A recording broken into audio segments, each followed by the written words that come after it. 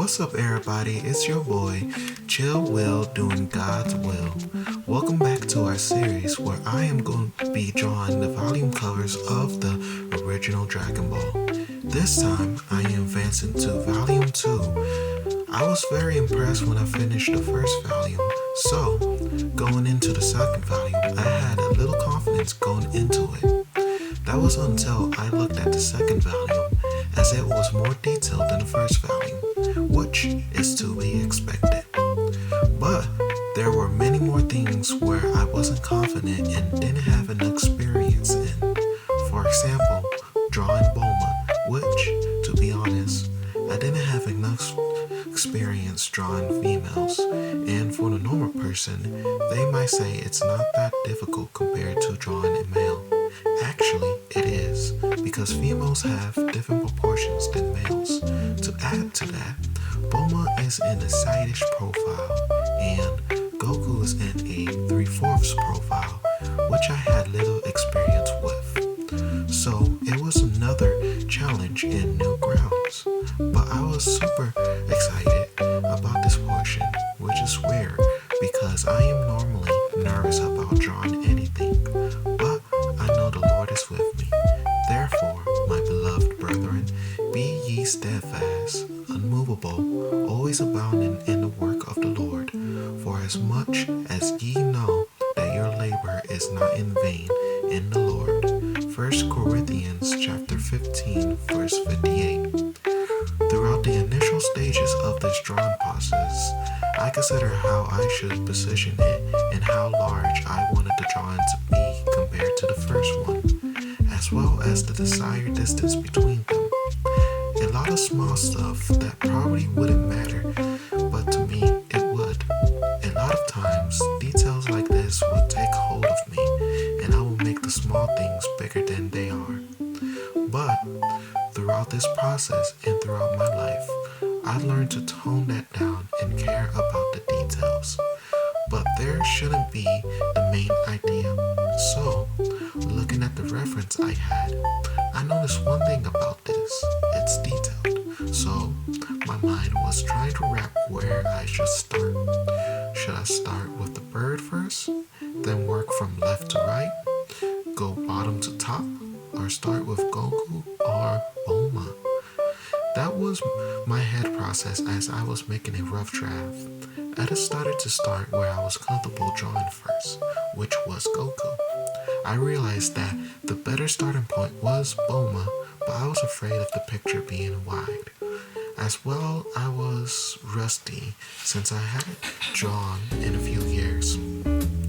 As I was drawing, I realized something. I was having fun with this drawing, even though there were some tough points, as you'll see later on in the series. But I was generally having fun during this, which is new because typically I'm super focused and having an inner monologue of speaking ill of my drawings. For example, I will be nitpicking at it or disliking certain aspects of it. But for this drawing, I was having fun and being proud of the work I was making. I just thank the Lord for that, for what He has done for me, because this is all God and not me. I just ask Him to fill my hands and be a vessel of His works. But now, O Lord, Thou art our Father, we are the clay, and Thou art potter, and we all are the work of Thy hand. Isaiah 64:8. Honestly, through just two of these works, the Lord has given me a second chance and a new perspective on drawing. Trust in the Lord with all thy heart, and lean not unto thy own understanding. In all thy ways acknowledge Him, and He shall direct thy paths. Proverbs chapter 3, verse 5 through 6. Honestly, I just let Him direct me. I do my best and let God do the rest. As I was drawing and studying the Bible, I was suddenly getting writer's block, which would normally happen because I don't normally write. For most of my life, I would struggle with writing because I didn't believe in myself. Here's a fun story that I'm low-key embarrassed to say. I used to write a novel as a kid.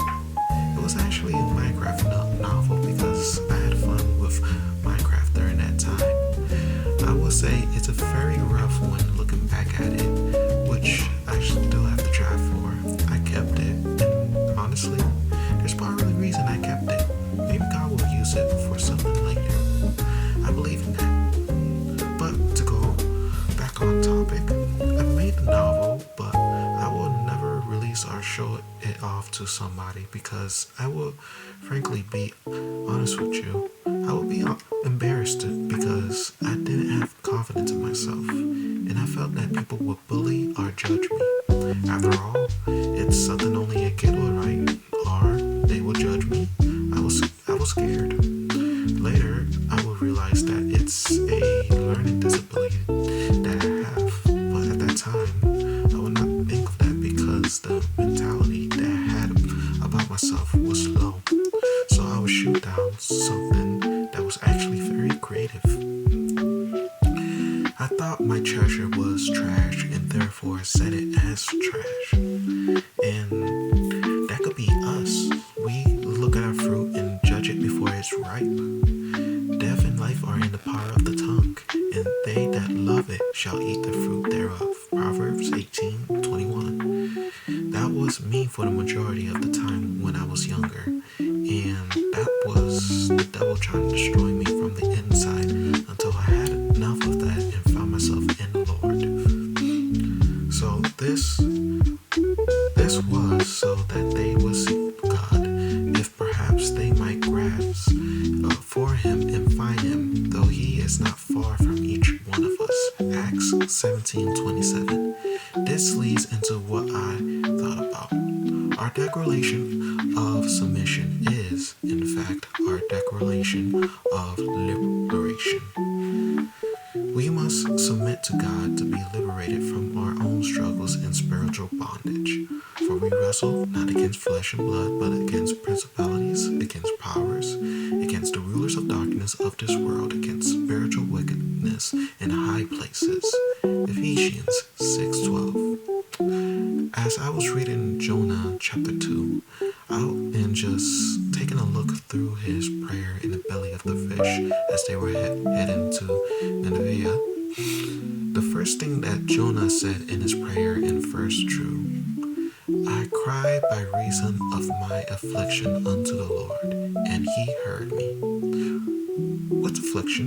Affliction is that which causes pain and suffering through physical infirmity and or mental distress. Why? Because in the last chapter, he tried to run away from the Lord's calling, and the Lord stopped that from heaven via casting a storm on a boat for Jonah to be cast into the sea. And the Lord sent a fish to swallow him to go to Nineveh. So, therefore, now Jonah is asking for forgiveness as the first thing, because he needs the Lord. Why? If we look down to verse 4, it says, Then I said, I have cast out of your sight. Nevertheless, I will look again toward your holy temple. Jonah let fear get to him and lost sight of the Lord. He saw the mission and looked the other way. We can't look away from our calling, as we will be distracted. In 1 Corinthians 7:35, Paul tells us, Now I say this for your own benefit, not to restrict you, but to promote what is appropriate and secure undistracted devotion to the Lord. We are on a narrow road with God, because straight is the gate and narrow is the way, which leadeth unto life, and few there be that find it. Matthew 7:14. So if we're on a narrow path, we can't look around and look for too long, or else we'll be distracted and lean away. When driving, we have to look where we are going. So if we want to turn left, we turn left. And if we want to turn right, we look right. Same with going to the curve or sharp turn. We have to look in that direction. So if we look away, the car will turn in that direction and eventually lead us off the road, off the path, and then eventually, what will happen? We will crash. That is Jonah at that moment, and with us, if we look away way, eventually, we can veer away without realizing it. That's why we have to look continuously upon the Lord. That's why Jonah asked for forgiveness, because he just saw what happens if you look away from the temple, as he realized in verse 7. When my soul fainteth within me, I remembered the Lord, and my prayer came in unto thee, into the holy temple. So, after realizing that, what's the next action plan for Jonah? Verse 9 tells us, but I will sacrifice unto thee with the voice of thanksgiving. I will pay that I have vowed. Salvation is of the Lord. So, Jonah is giving gratitude and celebration towards God because he is thankful that God spared him from his wrath and the danger of what will happen if he fell from God. Because the last sentence, Jonah says, salvation is of the Lord. That means Jonah is submitting himself to the Lord to be liberated from himself, from his flesh and dangers of this world. For the desires of the flesh are against the spirit, and the desires of the spirit are against the flesh. For these are opposed to each other, to keep you from doing the things you want to do. Galatians 5:17. So, to reel it back towards me, through this process, just looking back on this drawing in process, I'm submitting myself to the Lord to liberate myself from my flesh sins that I made, not only in the past, but through the process called life. I know that life will not be easy, especially if you're building the kingdom of heaven. There will be enemies to distract you and lead you astray, but focus on the commission that God has sent you. Throughout this year has been a journey, but I believe in something greater next year. As the last video of the year, I just want to say this: let's break boundaries. I pray that people do watch this as they come along the journey, and I pray that the Lord speak to you guys, whatever it may be. I pray that by this time next year, you're on a new level with higher expectations. I want this channel to be a place that the Lord uses and just spread the good news to people who have never heard the news, and be a temple that God uses. God can do anything, and I pray that the Lord uses me through the videos and reaches as many people as He wants. That's my prayer, and honestly, what I want next year is sower to new lands. Thank you guys for watching this video. Can't wait to see what God has planned for next year. If you haven't, spread the video, like,